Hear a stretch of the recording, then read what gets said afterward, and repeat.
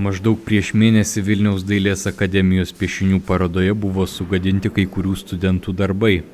Ant akademijos įėjimo durų pasirodė šis laiškas. Mokslo įstaigos dekanas nusprendė neieškoti nusikaltėlių ir mano, kad tai pirmakursiai studentai, o laiško forma geriausias būdas juos pamokyti. Kalbame su Česlovu Lukensku apie šį įvykį bei aptarsime kitą svarbią visuomenės problemą – svaigalų sąryšį su kūryba ir menu. Mes tą dieną darėme didelę šventę pirmokam.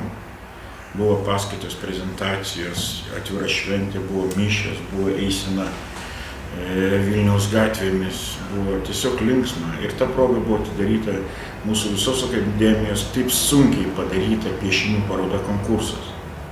O pirmadienį, kai ryte atėjome, mes radom visiškai ne tą, ko tikėjomės. O tas ne ko tikėjomės, tai tą ir iššaukė.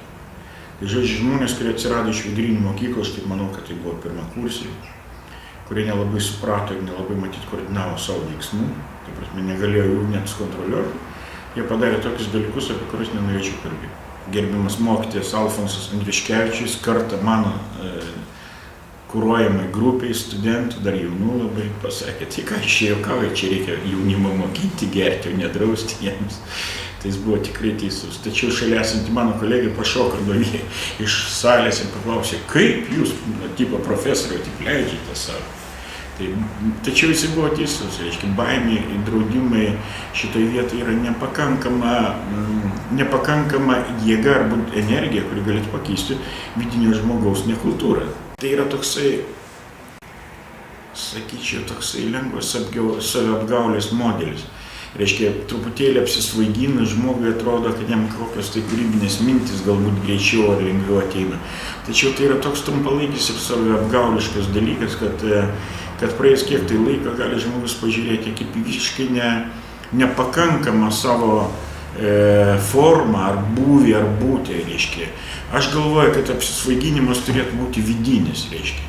Mes kaip tik šiandien su tokio mokslo daktaru Viktoru Liutkumi juokavome, kad visiškai neblogai, kai žmogus pasigeria iš savo smegenų. Tai čia yra geriausias reiškia, apsvaigimo forma.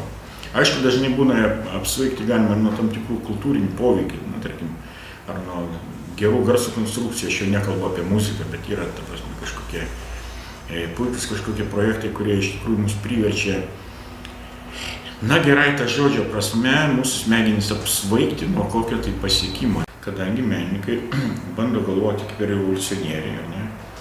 Ir bando galvoti, kaip nekurie filosofai sako, kad sistemos tai yra tam tikros paranojiškos struktūros, kurios žmogų lošia. Tai menininkai yra kaip tam tikri šizofrenikai ir revoliucionieriai, kurie tas programas arba tas sistemėlės laužo. Arba jas. Tai reiškia, vienas iš galbūt pagrindinių tų sistemų lošinimo formų tai yra žaloti save ir kenkti struktūrai, kenkti tvarkai, kenkti nusistačiam, madom, grožį, taisyklėm ir visą kitą. Tai požiūris į tai, kad alkoholis reiškia yra sistemos, reiškia to balanso ardytojas arba ta tvarka, tai tikrai šitoje vietoje ne tas taikinys. Iš tų pozicijų šaudantį sistemą joje nieko nepakeis. Jį kaip tik gali parodyti pačias stipriausias savo jėgos, reiškia, formas ir labai greitai į tą vadinamą sistemos ardytoją sutvarkyti ir išardyti, iškonstruoti.